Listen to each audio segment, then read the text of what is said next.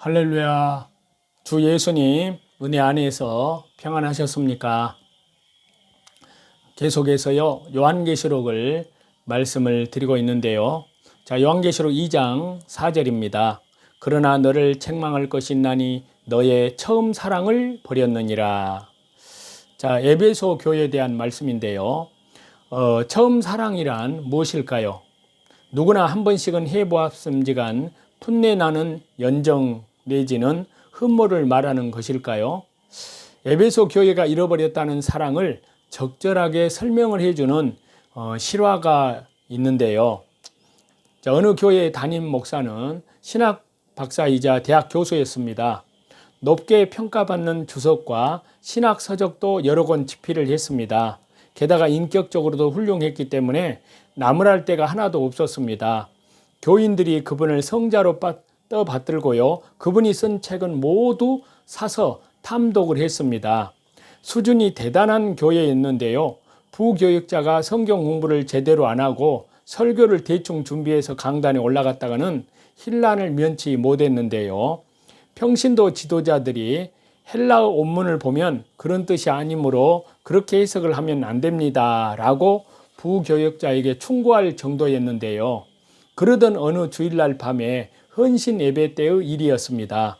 강사로 초청한 작은 도시의 목회자는 사도행전의 바나바 얘기로 강단에 섰습니다. 그리고 바나바 옆에 권위자라고 성경에 표기된 것을 보고 그 본래의 의미가 아닌 권위 있는 권세를 지닌 선생으로 풀이를 했습니다. 그러나 한자만 보더라도 이때의 권위는 권하고 위로한다는 의미였는데요. 그때 뒷좌석에 앉아있던 장로 한 분이 설교자의 말에 혀를 찼습니다. 그런데 그 소리가 얼마나 크든지 얼굴 또한 얼마나 경멸하는 듯한 기색이었는지 예배 분위기가 망쳐질 지경이었습니다. 물론 변명 여지가 없는 설교자의 실수였는데요. 그렇더라도 장로가 예배 시간에 혀를 차는 태도를 보여서는 안 됩니다. 더 연약한 성도를 위해서라도 그 시간은 참았다가 설교자와 단 둘이 있을 때 지적하는 편이 좋았는데요. 자, 이것이 에베소 교회의 문제였습니다. 에베소 교회가 진리 문제로는 악한 것들은 다 도려내고 잡아냈는데요. 그러나 그 시간 동안에 사랑은 잃어버렸습니다. 바로 이 점을 지적하는 것입니다. 이러한 일들이 오늘날의 성도들에게도 너무나 실제적이고 현실적으로 다가오는데요. 하나님께서 깨닫게 하신 진리로 상대방을 죽이고 있습니다. 진리의 검은 수술칼처럼 회복하는 데 사용을 해야 하는데요. 그래서 사도 바울은 고린도전서 13장에서 사랑이 없으면 아무것도 아니라고 했는데요. 에베소 교회가 진리를 지켜내는 문제에 관해서는 성공을 했다면 그것은 반쪽짜리 성공에 불과했습니다. 우리는 속지 말아야 합니다.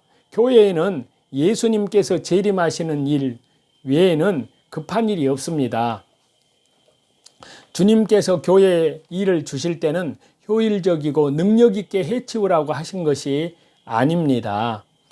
이 일을 통해서 사람이 자라게 하시는데요. 믿음이 그런데도 우리는 이 일을 위하여 사람을 저버리는 실수를 저지릅니다. 교일은 늦추고요. 천천히 해도 됩니다. 이 일을 잘하는 것이 교회의 본질은 아니거든요. 하나님의 관심은 우리 각 사람의 영혼이지 일이 아닙니다. 에베소 교회는 진리를 붙잡고 칼질하다가 그만 사람을 죽인 것입니다. 처음 사랑을 잃어버렸다는 말은 바로 이런 뜻입니다. 한국의 상고사는요, 일반 은총에 구약 창세기 신앙이 이어지는 것인데요.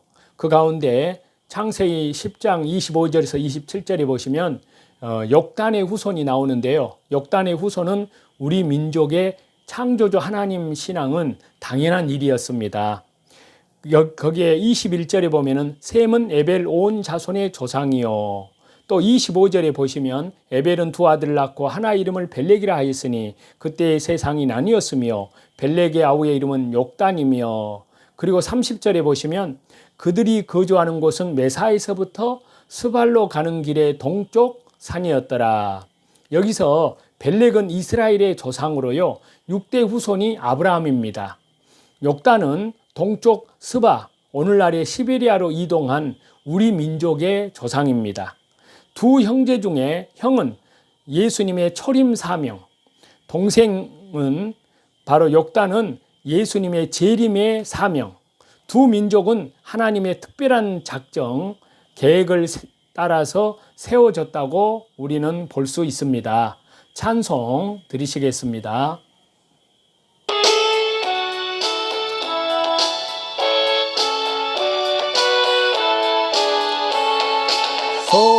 성도여 다 함께 할렐루야 아멘 주 찬양하여라 할렐루야 아멘 주 보좌 앞에서 택하신 은혜를 다 찬송하여라 할렐루야 아멘. 오늘도 자기를 부인하고 자기 십자가를 지고 믿음의 주여 온전케 하시는 주님을 바라보면서 말씀과 기도로 믿음으로 하나님과 동행하고 또한 이뤄진 영혼들에게는 하나님 나라의 생명의 복음을 증거하고 또 지극히 거룩한 믿음 위에 자기를 건축해 나아가는 신실한 그리스도인들이 다 되시기를